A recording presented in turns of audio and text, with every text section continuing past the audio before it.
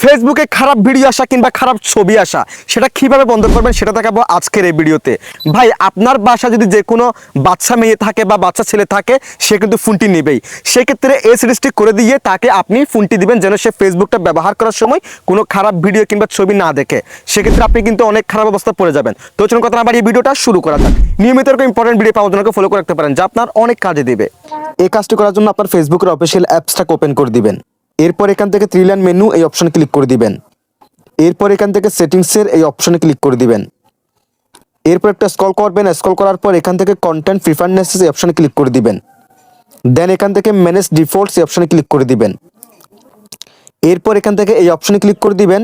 দেন এটাকে show লেসে select করে দিবেন। দেন সেভে ক্লিক করে দিবেন। ওকেতে ক্লিক করে দিবেন। দেন এটাতে ক্লিক করে দিবেন।